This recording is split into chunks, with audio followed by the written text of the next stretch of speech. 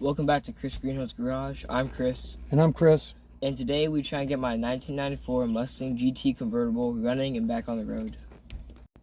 We come to you from the future. We're already done with all of this. We forgot to film an intro again. Please pardon the length of this. We could cut this down to make it look like we know what we're doing, but this is all the things we did to figure this out. This is what all happened and how it really went. The parts we bought, we had to fire the parts cannon at it, try to get this sorted out. So please forgive the length in advance, but thanks for watching. We really appreciate it. And hopefully if this happens to your 94, 95 Mustang, maybe this will be helpful. It's the next week. Let's see if the coil will start after cooling off for a while.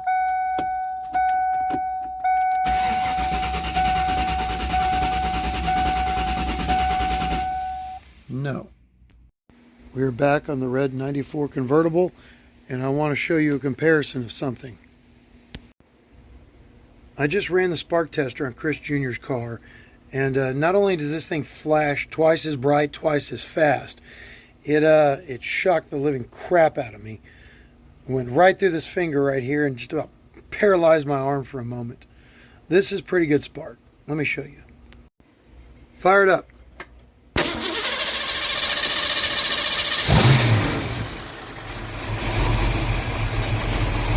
You can see all that spark all around it. It was arcing all through this thing. It was coming out of there. It's sparking so hard. Now let's look at what the red car looks like. Now let's see how weak and pathetic the 94 convertible spark is. Fire it, boy. Barely see the light. Yeah, that's an issue. We have another new coil from the auto parts store. Hopefully this one throws off better spark than the last new coil we got. Let's check in on our new coil.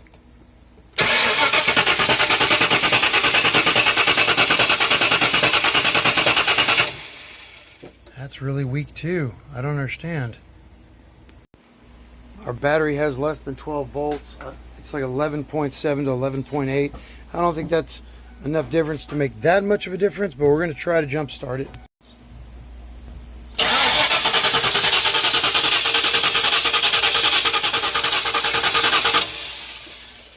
Still won't start. Still extremely weak spark.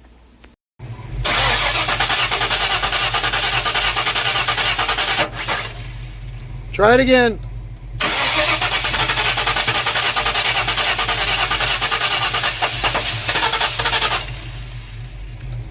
Nothing. According to this coil is getting 12 volts right now. Try to crank it.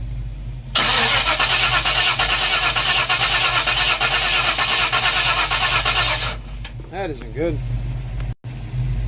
Here's the other side of the coil. Try to crank it.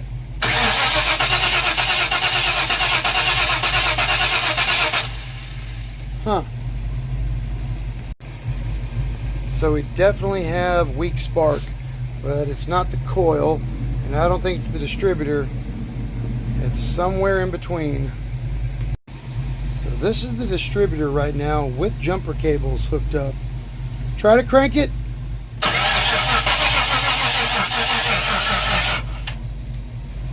Battery's dying badly. Try it again.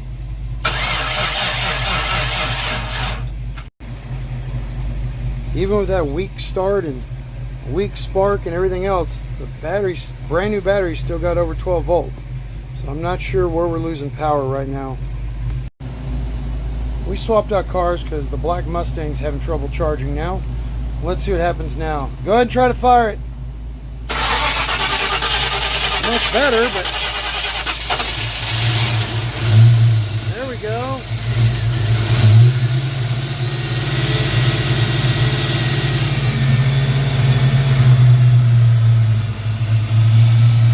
Better. It died out and turned itself off after a few seconds again. It idled at 1400 and then shut off. It's doing the thing again. We'll have to turn the distributor to get it to run and stay running. gave it the slightest throttle input and it's turned itself off again. Try to start it again.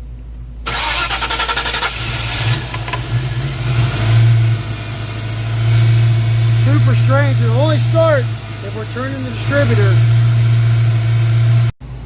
No matter what we do, it's turning itself off after about 30 seconds of high idle. With no throttle input, it just shuts off. It's been high idling for a couple of minutes. Let's see what happens. Ooh, an immediate stumble, and then it tries to stall out. That isn't good. I am smelling burning coolant, and I don't know where or why. The intake appears to be dry. Everywhere around the intake appears to be dry. Appears to be no new leaks from our intake or anything. But I am definitely smelling burning coolant. Oh, I'm afraid we've got a head gasket out, which is what I've been afraid of.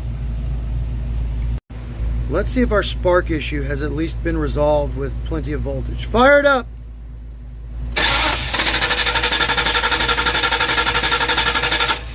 Not really. That was not what I was expecting. With jumper cables hooked up and 14 volts cranking, I really thought we would have pretty good spark. I'm still kind of thinking all these issues, this entire thing is the spark is just going out and it can't maintain it and it can't stay running, but I don't know why. Back to the same thing we've had. We're getting a no start no matter what we do. Try to fire it.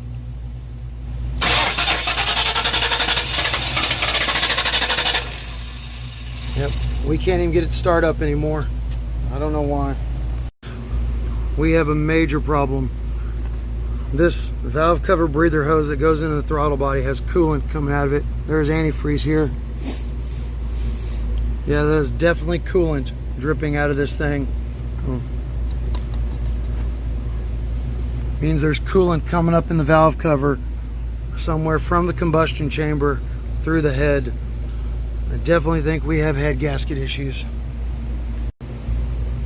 What I initially thought was just blow by, I believe is now steam coming up through the valve cover. I think that's what's putting out our spark, why the engine won't stay idling this whole time. I don't think it was ever the intake. I think the head gaskets are blown.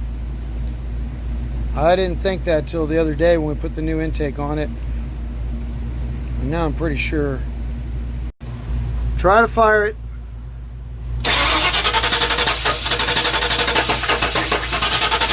That is the oil fill. Oil fill in the passenger side valve cover. Smells burnt, like burnt coolant. I'm pulling a couple of spark plugs that I can reach. Right now it's scalding hot. I can only reach a couple, and they look fat with fuel, but I don't smell any coolant on these, and none of the cylinders like steam cleaned or anything. We'll have to wait till the engine completely cools off, then pull all the plugs, maybe run a bore scope, and then probably a compression test. I doubt video of a video is going to show up very well, but I got the bore scope out. This is the inside of number 1. We pulled number 6 and number 1, the easiest ones to get to when it's hot. There's no water sitting in them. Everything looks really clean, but I mean that doesn't mean it's number 1 or number 6. There's definitely coolant splashing around inside of this. We have to leave here in a minute, go handle some other business. We're just trying to see what we can find. Short notice, but we're going to let this cool off and then come back to it later. I'm going to use the bore scope to make sure we don't have holes in the piston or anything. Head gasket is one thing. That's not fun. But if we got a hole in the piston or something, that's a whole nother story. We currently do not have another ready to go long or short block sitting around. Got really impatient and went ahead and just pulled out spark plugs 1 through 4 First 3 were fine, except the spark plugs are old and burnt. Number 4 is wet. It's also burnt and stuff, but it's hard to tell what it's wet with exactly, but it smells differently than the other ones. It doesn't smell like coolant, but it doesn't smell like the other plugs either. Got all the spark plugs out. This is number 2. Look at number 2, just wet. I don't remember it being that wet when I pulled the plug out. I don't remember the plug being very wet. That doesn't look good. Number 2 is the only cylinder with anything really coming out of it, but it is dry to the touch. It must be old, I just didn't notice it. What we're gonna do now is we're gonna crank the engine over with no spark plugs, see if any fluid comes out, any of the holes. Turn it over. Ooh, something came out of number 4. Go ahead. All right, 5 through 8 are dry.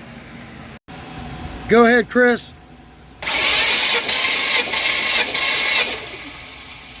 All right, couple more turns.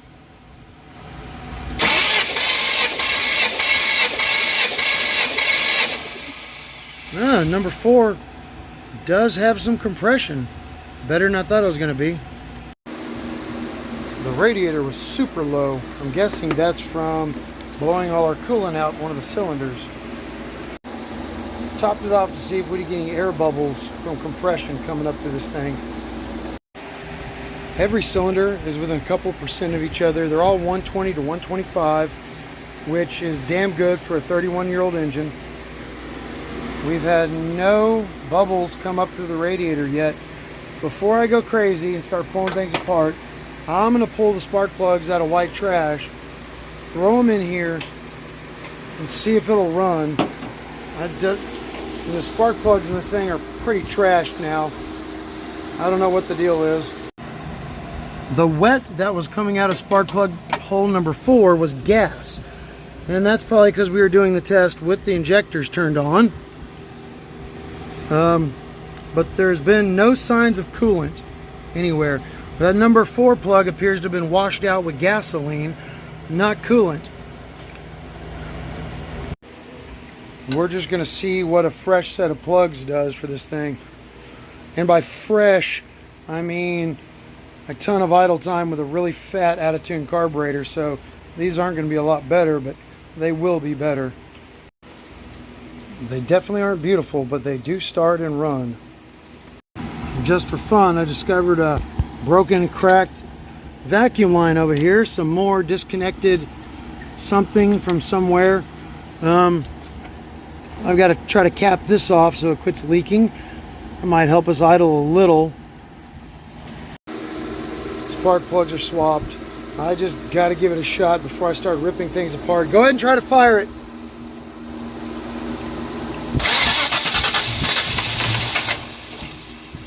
Try it again.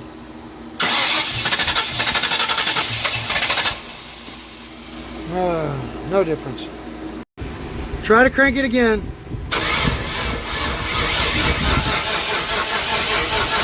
Yeah, that's the problem.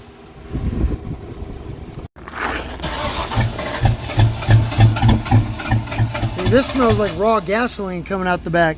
Just completely unburned gas. It just doesn't smell like radiator fluid, antifreeze, or anything else. I've almost wondered if the injectors are stuck open. It's just flooding the damn thing.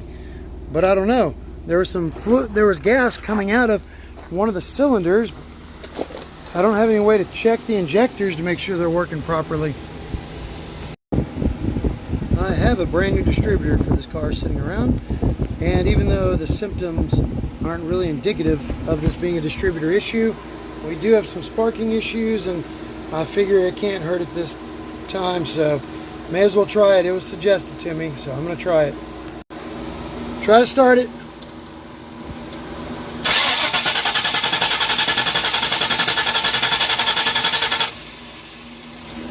Not even trying to start now. Try it again.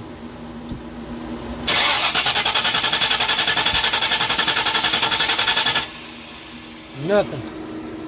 That's worse than it was before. At least it tried before. Things seem to have gotten worse with the new distributor. Try to fire it up.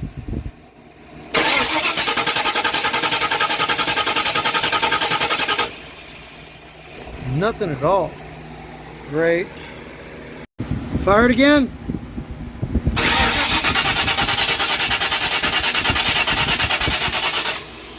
We have no spark anywhere now. Good times. I'm back to focusing on the no spark issue. This is the white wire into our coil, and it has no power at any time while cranking or otherwise. The other wire has a full-time 12 volts in. This has nothing, and it should. Reading online, the white wire should get 12 volts under cranking, but when you hooked up the circuit tester, it's showing that it's got conductivity. It's getting a signal. We've run out of time today. Hopefully I can come back tomorrow and try to figure out why I'm not getting power to the coil anymore. I've been told that the next thing I need to do is replace the TFI module, which is the black part of this down here in this metal heat sink. I can't get one of those today. Hopefully I can get one tomorrow and swap that out and see if that works. Before I go get a new TFI module, I was told that tapping on it might bring it to life. So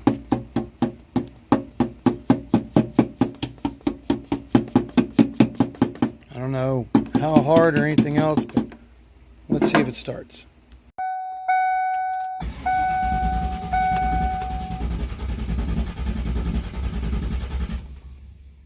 Nope. Did not start the car, but I just noticed that tapping on the TFI module did get us power to the yellow wire. So that's something. That means there is definitely something wrong in the TFI module.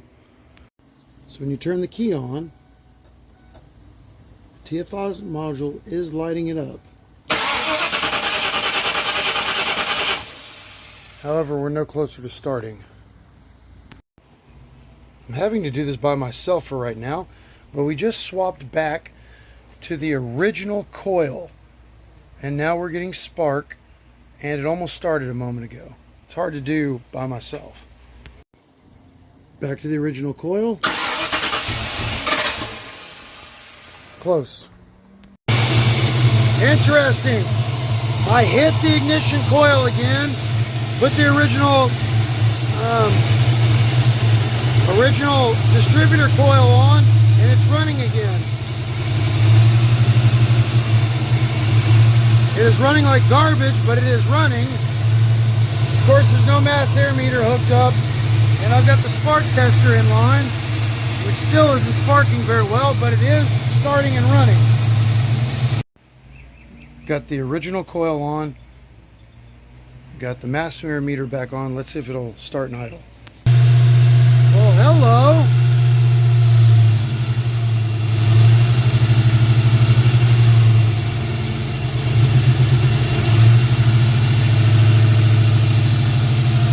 Interesting. Alright, so I definitely need a TFI module, and I need to return that coil. Running a bit rough, but it is running. And it's staying running as I adjust it, so that's something. Right in there seems to be the sweet spot. The spark is still weak, and it can't take any throttle input. Yeah, giving a throttle input kills it.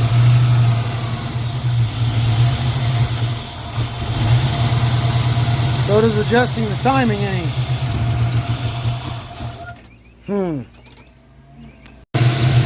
It restarted.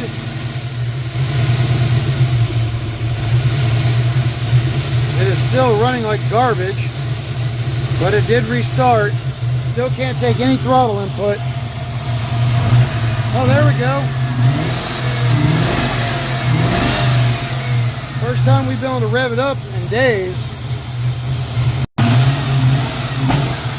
Ooh, that isn't good. Damn. I'm gonna go get that TFI module before I mess around anymore. New TFI module. The back of them's metal, so I do think I have to pull that out and properly ground it to get it to work. But I'm gonna try it by just plugging it in and see what happens. Well, that is a pleasant surprise. It fired right up instantly and is holding an idle. Now to go get these parts properly mounted and installed and see how it does long term. If you're wondering how to get the TFI module off, you have to have a special 5.5 millimeter thin-walled socket to fit down there. For some reason, I actually have one of these. Ford sells them for reasons, calls them TFI wrenches, and I just happen to have one for some reason. The other bolt is stripped out in there and won't come out, so time to pry and snap this thing off. Done. I wasn't recording, but with everything buttoned up, it fired right up and started idling. Before it gets hot, I'm going to try the old coil and the old distributor, see if they work, see if I can return these new parts. If it was just that TFI module, I'm going to get some money back. Old distributor, old coil, both it fired right up with the new TFI module. It is running and idling, but we definitely have a vacuum leak now. I can hear it sucking. I just can't figure out where it is. PCV valve had popped off. We now have a fairly smooth, fairly decent idle at what should be close to 10 degrees top dead center, but I'll check that here in a second. Still sounds like it has a miss back here at the exhaust. Let's see if it'll take any throttle input.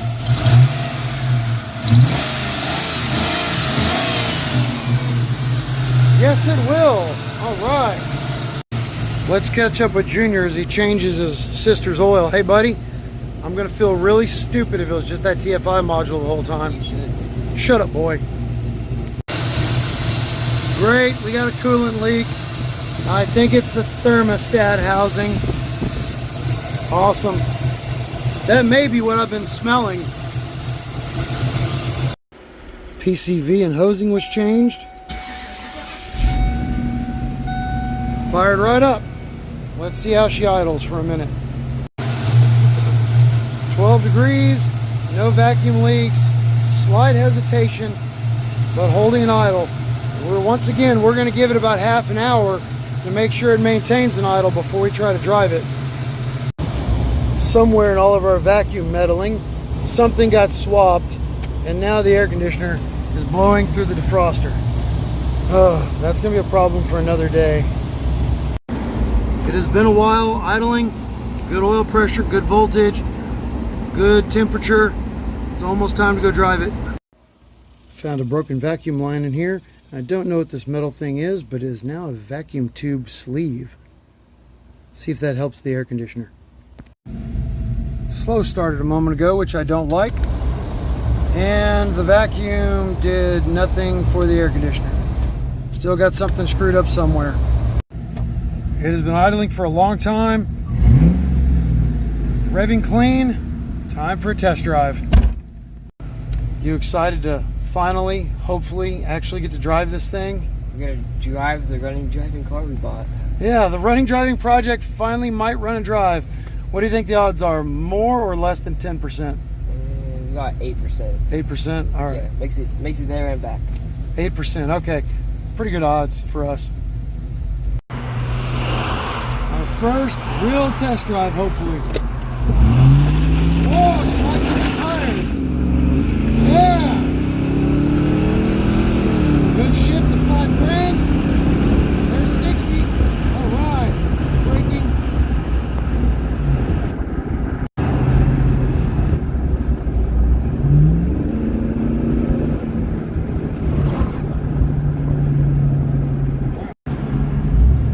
Running pretty well. Check engine light is on now. God only knows what that is, but running pretty well.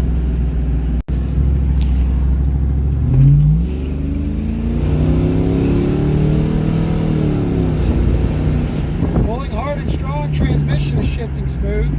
So the thermostat housing is definitely what is leaking. I just saw it. Damn it. That's a problem for another day. Just for our entertainment, we got home and the hood latch snapped, and now we locked out of the hood. Started high idling a little bit, but it's still running cool. Let's see if it'll turn off and restart.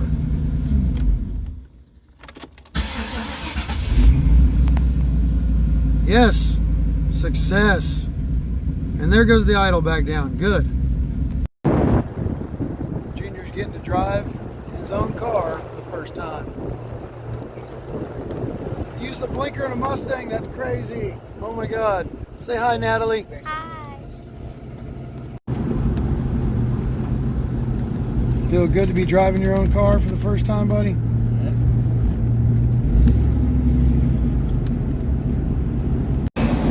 The air conditioner's working again. Unfortunately, it's still blowing in the defroster, but it is working and cooling.